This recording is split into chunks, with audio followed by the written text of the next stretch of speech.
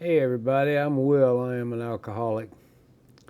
I have my sobriety date is December the 26th, 1996. For that date, I am grateful. Kind of give y'all a little drunk log. Try to keep it under about 10 minutes. So I was probably 10 or 11 years old when I first got a hold of some Miller Ponies, a little beer. I drank 4 or 5 of them, got drunk. My sisters was having a party. They thought it was cute. All the older kids, they were probably 10 years older than me, 10 years, something like that. And I got drunk, threw up. Somebody ran down to the little convenience store called a Shop a Minute and got me some Alka-Seltzers, and I took that, and that really didn't make me feel any better. I don't remember. And it was years before I used an Alka-Seltzer. I was like, damn, I didn't know what I was missing, you know. But I got drunk, and somebody said, Willie, did you learn your lesson? I was like, yeah, I won't take more of them damn Alka-Seltzers anymore. And they all thought that was funny. And that was just, I started drinking alcoholic from the time I started drinking. You know, by the time I was 14, 15 years old, we were out drinking beer, Miller beer. I remember those gold cans. So, it didn't take a whole lot back in those days. We got pretty drunk pretty quick. You know, the feeling came on. We were young. And so high school rolled around, drank even more, partied. I just partied all the time. It didn't matter. I was just party. Uh, Got out of high school and it really went crazy. I was in the beer business and in all the bars and restaurants and all the cocktail waitresses and all that stuff. Man, it wasn't nothing but fun. It was a fun job, but drinking came right along with it. And ended up jumped around a bunch. Couldn't keep a job more than about a year and a half. The alcohol would keep up with it. And I liked the beer business. I chased that dream all over the country. I went out to Texas. That didn't work. Went to South Florida. I went to work out down there. That guy says, I'll not hire you, but I need some help bad. And I gave him a resume. It was like 6 months out of date since I'd done one, and I said, "Man, I didn't have any way to update this. I apologize, you know." But I got that. I had that gift of gab, or I have that gift of gab, and I was able to get out there and move along and win friends and influence people quickly. So while I was in South Florida, I worked for Budweiser, and had a little cocaine addiction popped up. I'd had a little bit of it to deal with up here, but wasn't nothing like it got into down there. It was dirt cheap, and it was a bunch of it, you know, easy to get. I discovered crack down there too. They didn't even call it crack, but that's so long ago they called it rock. And this was God working in my life, and I didn't even know it at the time. I was buddy from work says, "Hey man, I got a new drug. We got to go try it," and we did. And make a long story short, we almost got busted, so I ain't mess with that anymore, you know. And that's a whole nother video on that story. It was a pretty good story, pretty wild. So about a week later, I started craving that shit. And I was out on my beer route, and this little Haitian kid, he says he had some. He's shaking in his hand. Kid sells it to me. I give him like $10 for it. No money at all. Well, back then that was a lot of money. But so I give him the $10, and I put it in my wallet, and I go home. I get it all ready, and go to chop it up. And it won't chop. It turned out to be a piece of ceramic tile. You know, I got so mad I went back out looking for that kid. Of course, I never found him. I don't know what I'd done. If I had, I probably wouldn't have done nothing. But when I said, but with that one instance on there, I never touched it again. And for the grace of God, I am very grateful for that, because that I've seen some people take them down to nothing. I mean, living on the streets because of it. So that was a good little a good lesson. And then, like I said, that was God. All that was God working in my life. He'd been working in my life a long time. So, come along, I finally got wound up so tight. I left that job, and the secretary, I'd been dating her, and she didn't know I was doing all that cocaine. And she came back to Mississippi with me. We came back here, and man, I had a hard time getting a job, and people knew me because I was wild. And but I finally landed a job with an oil refinery. I was working in a rent-own store, running a rent-own store, and I got a job in a refinery, and was working there. And still, I settled way down. I'd kind of got away from the dope, and I call it dope, the cocaine. And we ended up, getting married and having all that. We were going to open up a bar, and that was a bad idea. My sisters and I, my sister and my mother and myself, we were going to open up J.J. Halpin's, and it was our great-great-grandfather had a bar in Vicksburg, where we're from, a long time ago, back in the 1860s, 1870s. And bad idea, so we ended up buying the house, and we were going to live above the house, run the bar down, all that. We ended up not doing that. That was God working in my life again. It says, you do not need to be in the bar business. So worked for the, got back in the beer business. I ended up being a milkman. When I was milkman, I didn't have time to do drugs or drink. They worked the shit out of you. Went to... Then I ended up back up in the beer business. I was working for Coors, and it was Katie bar the door again, and then I did so good with Coors, and then Budweiser wanted me back at that time. So I went back to work for them for about a couple years, and the cocaine something about drinking that Budweiser beer. I'd drink Coors Light, never want any cocaine. I opened up one can of that Budweiser, I'm looking for a line, and so with that being said, that job ended up, my marriage had gone to crap. I had 2 kids. They were very young when I left Budweiser, and they were like 3 and 4. And then we went to, so my wife left, said, she was done with me, done with when I left that job, that's when she really was done with me. Turned around, and my thoughts were, she's gone, I can do whatever I want.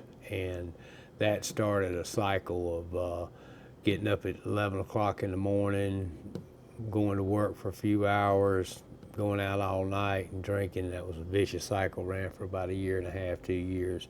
But while I was in the beer business, I'd opened up this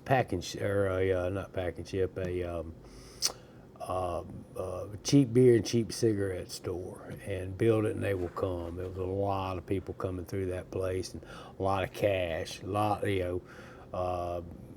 just, man, we had so much cash. So, and so that financed my drug addiction and my partying. And we had casinos that just opened up here, and we'd be down there partying and drinking and going to bathrooms, snorting up cocaine, just having a good old time. And then turned around and went to.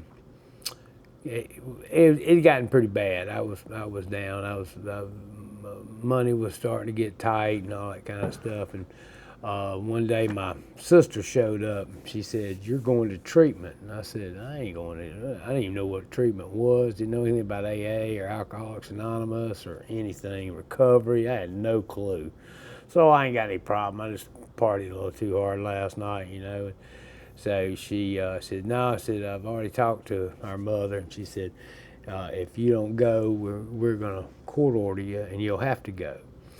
And you're a danger to yourself and others." And I was like, "You're crazy. I'm not a danger to anybody, And so, nevertheless, I called up my lawyer and said, "Hey, if I'm court ordered, do I have to go?" He goes, "Yeah, if you're court ordered, you got to stay too. If you don't, they'll arrest you, put you in jail." And I'd never by the grace of God, I'd never been arrested before, you know. So I was like, all right, well, I'll see you in about 30. And he said, 30 days, 30 years? I said, well, I'm going to go to treatment. He goes, well, that's probably a good place for you. You need to go do that. So, and then I always call it a spiritual experience that day because my sister finally said, will you talk to somebody in AA? And when I said yes, it was like the weight of the world was lifted off my shoulders.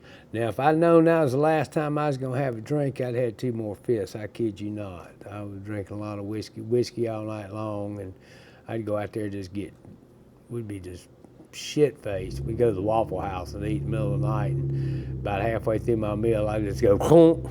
I wake up next morning and have grits and shit in my hair, eggs, you know. It's like, oh, I passed out at the Waffle House again. Yeah, we just brought you home, put you in bed, you know.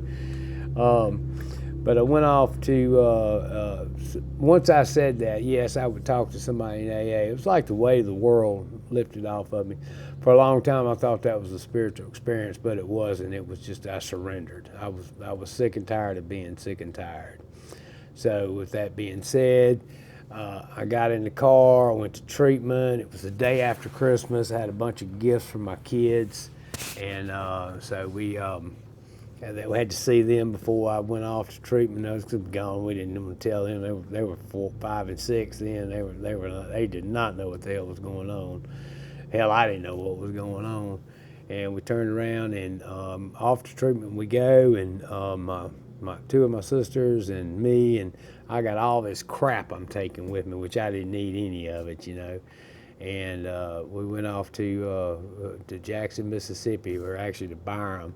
And if it had been me and one of my other sisters, we couldn't find a place, we would have come back home. But my other sister was bound and determined. We found a place. I get there at like midnight. I ain't had anything to drink. They were asking me all these questions. And, you know, I ain't had no dope. I ain't had any alcohol. And, you know, I'm really a mess now. And so we get in there, and the guy starts putting on rubber gloves to check my bags, make sure they didn't get stuck with anything. And they think he's fixing to do something else, you know. They haul ass, left me there. I was madder than hell.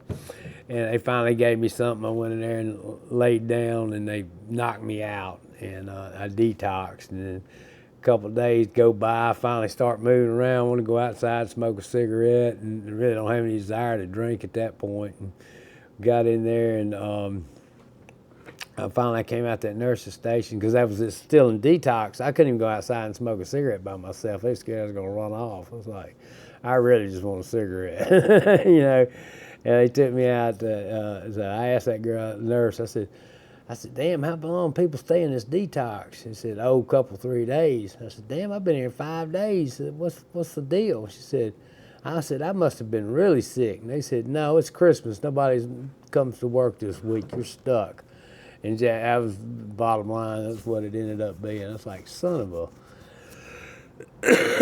So we ended up doing that, and I got into the treatment center, and I learned real quick, don't buck the system in the treatment center. You know, just go with the flow, whatever they say, do it. Be glad you're there and you're not out on the street somewhere. And I met some crazy people in there too.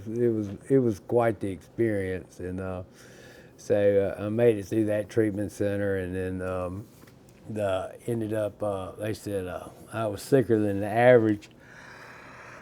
I was sicker than the average alcoholic, and I needed to go to another treatment center. No, they said you're dual diagnosed. I said, hell yeah, you took my dope and my alcohol away. Shit, hell, ain't anybody be depressed then, you know. And so they said, I said, no, I think I'm good. I'd been there about 30 days at that point. I said, I'm ready to go back to work. I don't want to drink. I have no desire to drink anymore, you know. And they said, no, your sister's already paid for it. And I said, is that check refundable? And they said, nope. So I had to go. But while I was in that treatment center, the counselor said, or the guy was like a tech. He said they were going to AA meeting.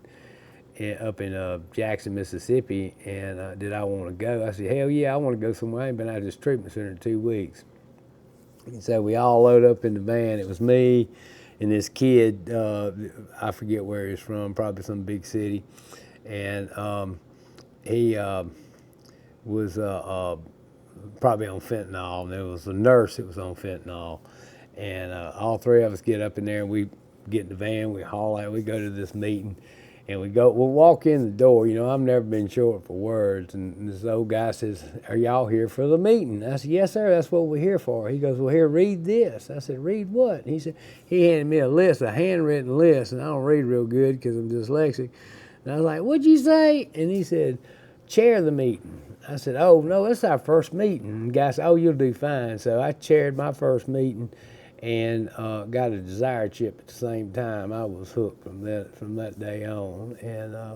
But I ended up going to the other treatment center and stayed there about 30 days. I didn't buck the system. I learned not to buck the system. So we ended up going there, and then I went MAM against medical advice and AMA, and went home. Next day I got up and went to an AA meeting, went to 2 that day, and met my future sponsor. I didn't know that at the time. So guy walks up to me, I walk in the door, didn't know a soul, scared to death. That was probably the most scared I'd ever been in my life. I've been in some bad situations, His old glasses down, and he looked up at me like that, and he goes, you ain't got the guts to stay sober. I said, who's this motherfucker telling me I ain't got the guts to stay sober?